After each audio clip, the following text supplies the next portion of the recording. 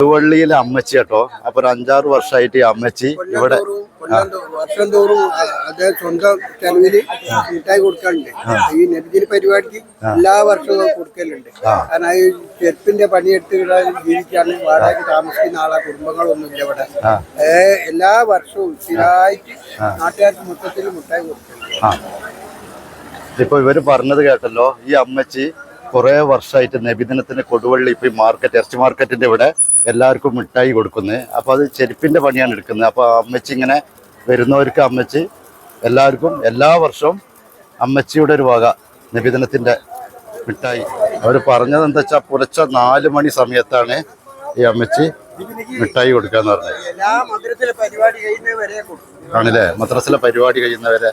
അപ്പൊ ഇങ്ങനെയുള്ള കാഴ്ചകളൊക്കെയാണ് നമ്മൾ കാണേണ്ടത്. അവിടെ മതത്തിനോ ജാതിക്കോ ഒന്നിനും സ്നേഹം, അത് ഒരു വല്ലാത്തൊരു സംഭവമാണ്.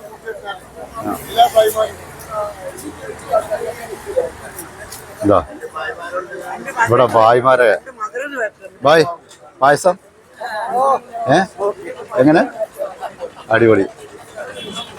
ഭായിമാരൊക്കെ പറയുന്നത് പായസം അച്ഛ ഓക്കെയാണ്, പായസം ഓക്കെ.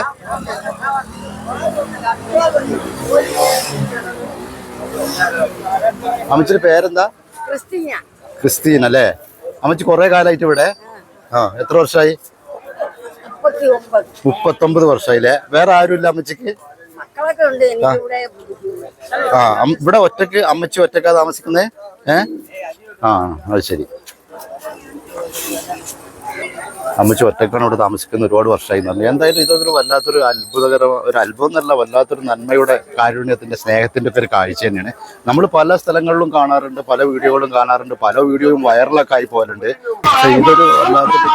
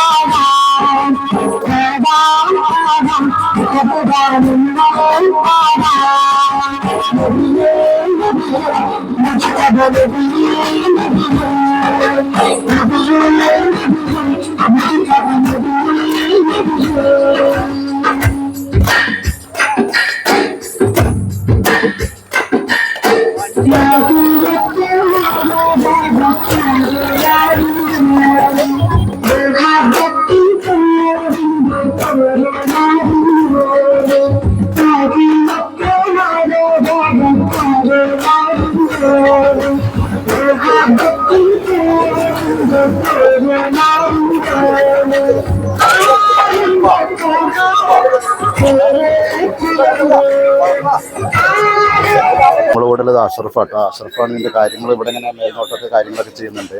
അപ്പോൾ പിന്നെ അഷറഫിന്റെ ഉപ്പയായിട്ടാണ് ഇത് സ്റ്റാർട്ട് ചെയ്തില്ലേ അല്ലേ? ഇവിടെ അഷറഫിന്റെ വാപ്പയായിരുന്നു ഈ പരിപാടിയിൽ ആദ്യം മുൻപന്തിയിൽ ഉണ്ടായിരുന്നില്ല. ഉപ്പല്ലല്ലോ, ഉപ്പ മരണപ്പെട്ടു പോയി. അപ്പോൾ അങ്ങനെ അതിനോടനുബന്ധമായിട്ട് എത്ര വർഷം ഇപ്പോൾ ഇപ്പം മരിച്ചിട്ട് രണ്ടാമത്തെ മരുന്നാണ്. അപ്പോൾ അഷറഫിന്റെ വാപ്പയൊക്കെയാണ് ഇവിടുത്തെ പഴയ കാരണവരാളുകൾ. അവർ മുതലൊക്കെയാണ് ഇതിന് ഇത്ര സജീവമായിട്ട് ഇത്ര ആക്റ്റീവായിട്ട് ഇതുപോലുള്ള കാര്യങ്ങളൊക്കെ ചെയ്തതെന്നാണ് പറഞ്ഞത്. يا رسول الله يا حبيب الله يا أنت